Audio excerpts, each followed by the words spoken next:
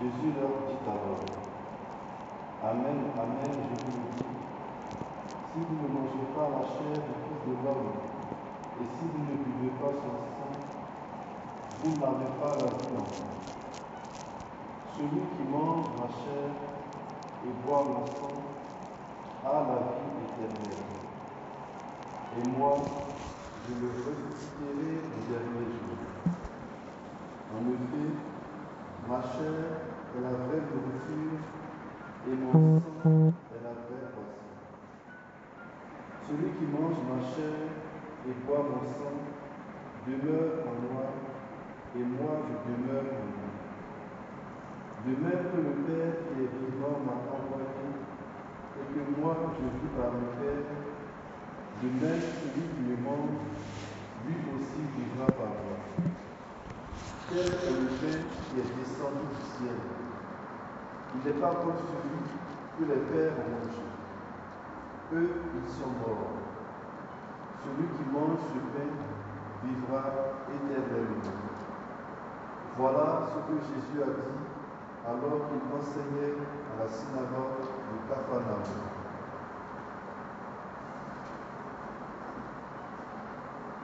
Acclamons la parole de Dieu.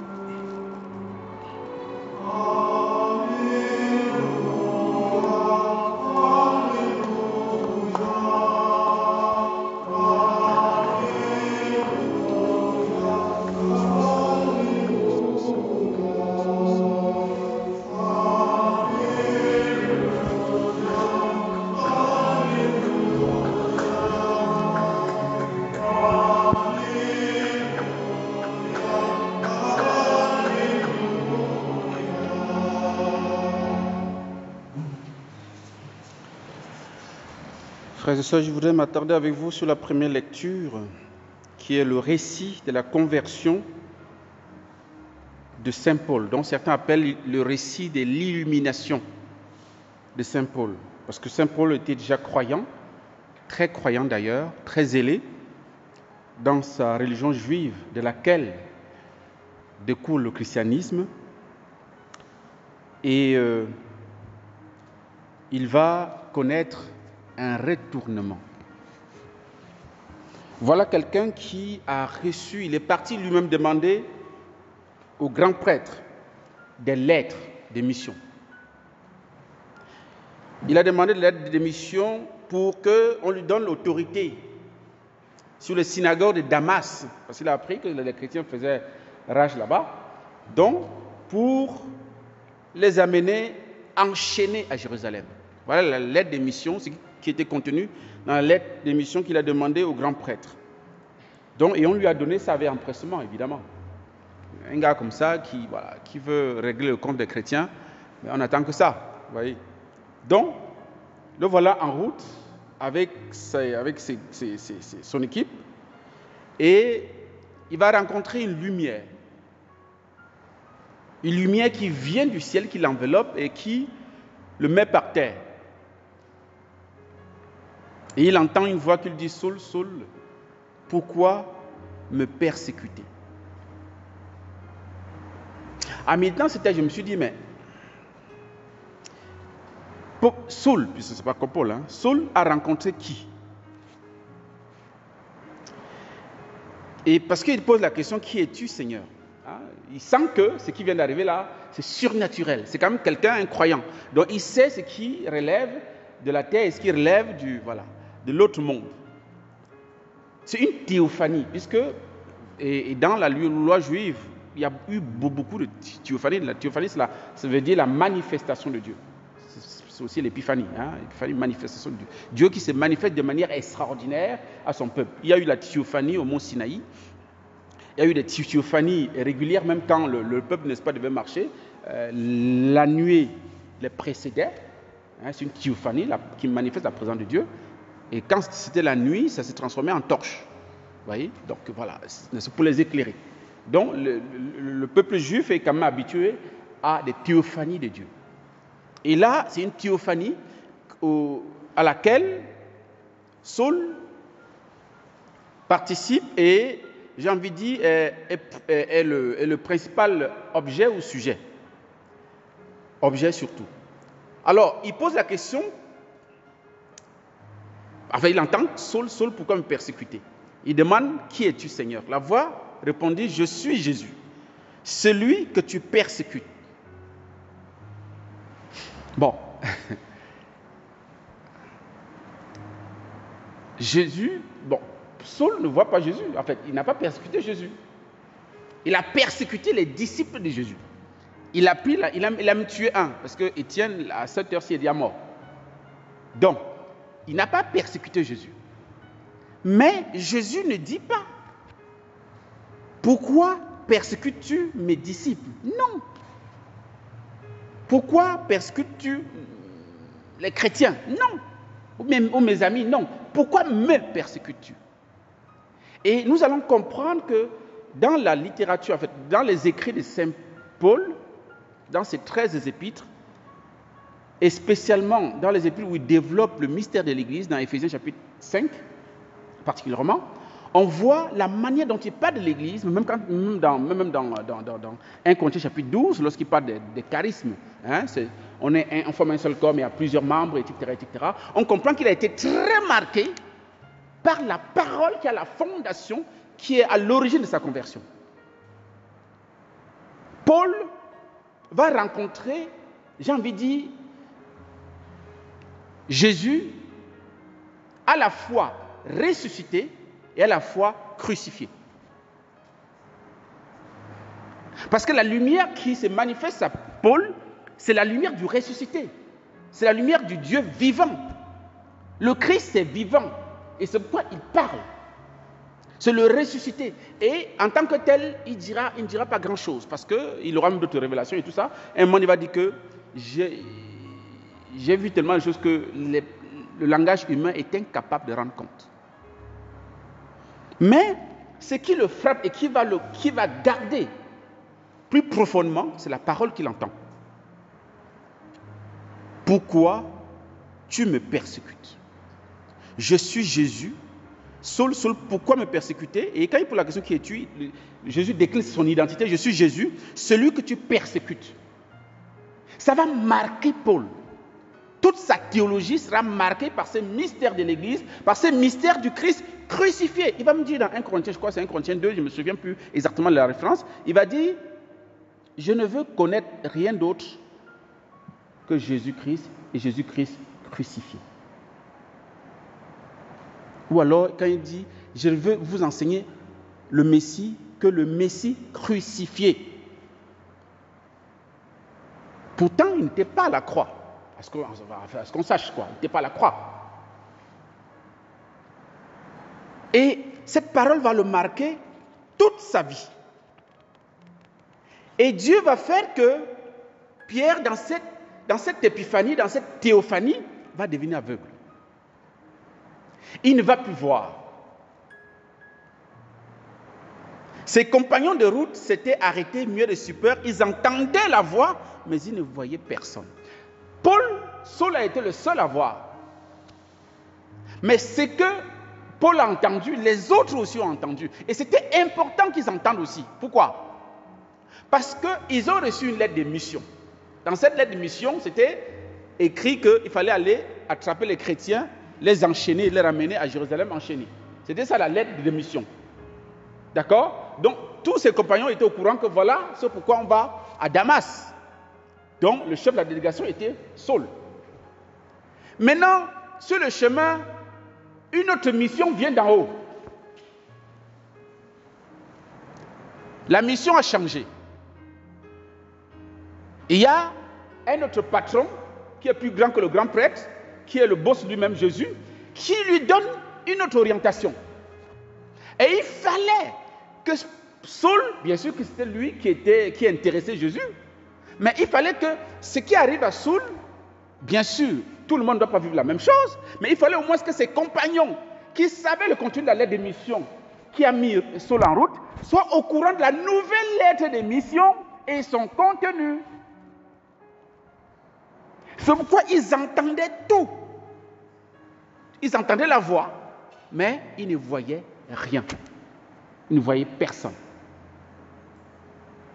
Parce que ça va aider Ça va aider parce que quand Paul va arriver à Damas, puisqu'il a pris la mission pour aller à Damas, bon, la nouvelle mission l'oriente toujours à Damas. Que tu vas y aller. Là où tu as choisi, tu iras. D'accord? Parce que, imaginez-vous, moi je me dis, Dieu est tellement logique, Dieu est tellement réaliste plus que nous-mêmes. Enfin, nous, on est dans les vapes, quoi. Parce que, imaginez que Paul se relève, parce que Paul s'est relevé aveugle. Il ne voyait plus. Bon, il est le chef de la délégation. Si les autres n'avaient pas entendu ce que Paul avait entendu à travers cette voix mystérieuse, qu'est-ce qu'ils allaient faire? De manière logique. Ils allaient prendre Paul, puisqu'il est devenu aveugle, le ramener à Jérusalem. Parce que c'est lui qui est responsable de la mission.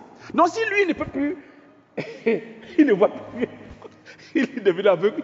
Mais comment il va réaliser sa mission? Il ne peut plus. Donc, autrement dit, on devait le ramener à Jérusalem. La mission ne devait plus avoir lieu. Donc Dieu, dans sa logique, dans sa sagesse, et apprenons un peu à écouter le Seigneur, parce que nous, on pense qu'on est intelligent.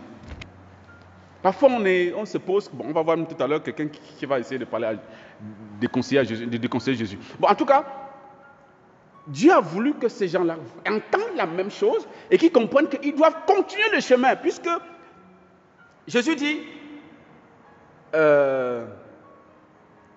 relève-toi et entre dans la ville. On te dira ce que tu dois faire. Donc, ses compagnons devaient forcément l'amener en ville, puisque c'est ce que la voix dit. Et c'est comme ça qu'on l'amène. On l'amène donc à Damas. Entre-temps, Jésus va apparaître à Ananie. Ananie, c'est un chrétien, un chef de chrétiens même, certainement, qui est à Damas. Et il lui dit, lève-toi, va voir, lève-toi, n'est-ce pas, va, le Seigneur donne l'adresse complète, va dans la rue droite chez Jude. Voilà, tu vas entrer, tu trouveras Saul là-bas, un certain Saul qui vient de Tarse, et tu lui imposes les mains, etc. Il va retrouver la vue. Bon, Ananie dit à Jésus, mais tu as un problème. Et c'est nous, on est comme ça. C'est-à-dire, on est toujours en train de vouloir dire à Jésus, mais j'ai l'impression que tu ne vois pas les choses, quoi. Nous, on est sur terre, on vit les choses. Toi, tu ne vois pas. Mais tu ne connais pas le gars là. Il a tué Étienne, il a tué Étienne récemment. Maintenant, il est venu ici avec les lettres pour finir avec nous. Toi, tu me dis de partir le voir. On est tous comme ça, frères et sœurs. On aime conseiller Jésus. Comme si on était sage. Mais Jésus, toi aussi, tu ne vois pas qu'il faut que tu fasses comme ça. Toi, tu ne vois pas qu'il faut vraiment faire comme il te dit là. C'est quoi le problème? Pourquoi tu es compliqué? On est comme ça. Apprenons à fermer un peu la bouche devant le Seigneur. Quand le Seigneur nous parle là, on ferme la bouche, même si on ne comprend rien, rentrons dans ce qu'il dit, parce qu'il est plus sage que nous. Il voit le présent, il voit l'avenir, il ne voit pas l'avenir de demain, il voit l'avenir dans l'éternité. Vous voyez? Il n'est pas comme nous. Nous, on ne sait même pas ce qui va se passer tout à l'heure à 19h. On ne sait même pas, on n'est pas au courant. Mais lui, il sait. Mais on est toujours en train de vouloir dire à Jésus, non, voilà le plan. J'ai fait ça. Donc, il suffit que tu fasses tout ça, et puis c'est bon. Et quand il ne fait pas là, on boude. On boude. Donc Ananie veut amener à Jésus, veut faire comprendre à Jésus que notre trompe, c'est pas le bon. Non, Jésus dit non, c'est lui que j'ai choisi. Vas-y, tu fais comme je t'ai dit. Il sera mon témoin auprès des nations, des rois et des fils d'Israël. Voilà. Et Jésus dit, et moi, je lui montrerai tout ce qu'il faudra souffrir pour mon nom. Désormais, le camp a changé. Tu as passé le temps à faire souffrir les autres. Quelque part, on a envie de dire que la parole de Dieu, elle est vraiment vraie, quoi. Tu tues par l'épée, tu paieras par l'épée. Quelque part, c'est pas automatique, parce que la miséricorde assume souvent beaucoup de choses. Tu as persécuté hier, demain là, c'est toi qu'on va persécuter. Et c'est ce qui va arriver. Dans la lettre de mission, désormais, c'est qu'il doit souffrir. Je lui montrerai tout ce qu'il doit souffrir pour mon nom.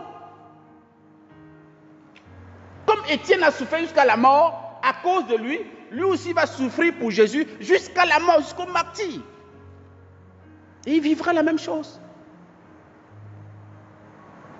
Mais il sera très heureux de mourir pour le Christ. Comme Étienne, évidemment. Et quand Étienne mourait, voilà, c'est sûr que Saul ne comprenait, il dit, voilà, celui-là, un pauvre comme ça, il suit un gars, voilà, maintenant il est mort pour lui. Sans savoir que demain, lui, va faire la même chose. Et ce que je voudrais aussi dire, c'est que Étienne, comme Ananie, à un moment donné, ont accepté d'obéir à la parole de Dieu plutôt qu'à leurs sentiments. Étienne, avant de mourir, a prié pour ses persécuteurs. Autrement dit, il a œuvré pour que Paul, pour que Saul soit converti. Et dans une révélation à Sainte Catherine de Sienne, qui a vécu au XIVe siècle, au XIIIe siècle, au XIVe siècle, Dieu dit que Saul doit sa conversion grâce à Étienne. C'est Étienne qui obtient par son martyre et sa prière la conversion de Saul. Ananie, qui est conscient que Paul est en train de venir nous massacrer, lorsque Jésus lui dit non, vas-y, il y va. Il s'est dit bon, ok, comme Jésus a dit, même si on me tue là-bas, c'est pas grave. Parce qu'il est parti sur la base de la foi. Il ne sait pas ce qui s'est passé sur le chemin. Damas, il ne sait pas. Il n'a pas encore rencontré Saul. Donc il y va comme ça dans la foi. Comme, si j'arrive là-bas, le gars me tue, il n'y a pas de problème. Mais il est parti quand même. Comme pour dire, frères et sœurs, la conversion de notre pire ennemi dépend de nous. Nous avons tendance à vivre entourés seulement de nos amis, ou bien alors à prier seulement pour ceux que nous aimons, qui nous sont proches, avec qui on est en sympathie et tout ça. Mais nous prions difficilement, voire même jamais, pour ceux qui nous cassent les pieds. Ce n'est pas évangélique. Parce que quand on se comporte comme ça, on se comporte comme des païens. Ce n'est pas moi qui le dis, c'est Jésus qui dit. Il dit, si vous donnez seulement à ceux qui vous donnent, si vous saluez seulement ceux qui vous saluent, qu'est-ce que vous faites d'extraordinaire? Les païens ne font-ils pas autant? Ou bien, ce n'est pas Jésus qui dit ça? C'est moi. Donc si on a le même comportement, même dans notre vie de prière, nous nous prions, nous nous souhaitons le meilleur que par rapport à nos proches, amis et connaissances, et nous ne pensons pas à ceux qui nous fatiguent tous les jours. En mal, hein? Nous ne les confions pas au Seigneur, nous nous comportons comme des païens. Lorsque le Seigneur met sur notre chemin quelqu'un qui nous fait souffrir, dans le sens vrai du terme, c'est pour que nous soyons des instruments de conversion pour ces personnes. Parce que notre prière en faveur de cette personne sera plus écoutée. Pourquoi? Parce que nous subissons dans notre chair les souffrances dues à cette personne. Et Dieu pourra mieux nous écouter en sa faveur qu'un ami de cette personne. C'est difficile, ce n'est pas naturellement dans notre nature humaine, mais c'est surnaturellement dans notre nature chrétienne. Nous sommes chrétiens et nous devons nous comporter comme tels. Donc ça veut dire que si tu as de la peine à prier pour quelqu'un qui te fatigue, qui te fait souffrir, à prier pour ton ennemi, tu as encore du chemin de conversion à faire. C'est la preuve par 9 que tu as encore des efforts à faire. Je suis dedans. Hein. Quand je dis ça, ce n'est pas pour dire que moi je suis parfait là-dedans. Non, je me bats aussi pour rentrer dans ce projet de Dieu-là aussi. Quelqu'un qui me fatigue, ce n'est pas toujours aisé qu'on pense à bénir la personne, à lui souhaiter le meilleur. Non. Mais nous devons nous réveiller par rapport à ça. Nous comporter comme Ananie, comme Étienne, pour que la conversion de cet ennemi-là vienne de nous. Pour que ça fasse partie des trésors que nous amassons dans le ciel. Et qui sera pour nous la garantie du salut. Et parlant de la garantie du salut, dans l'évangile nous avons entendu, l'Eucharistie c'est la garantie du salut. C'est la garantie de la vie éternelle. Celui qui mange le corps du Seigneur, celui qui boit son sang, demeure en lui et lui, il demeure en la personne. Que cette Eucharistie nous aide à grandir dans cette intimité avec le Seigneur pour que, épousant la nature divine du Christ à travers l'Eucharistie et sa parole, nous puissions grandir aussi dans l'amour de nos ennemis, que nous souhaitons aussi leur conversion, comme Saul s'est converti grâce à Étienne. Amen.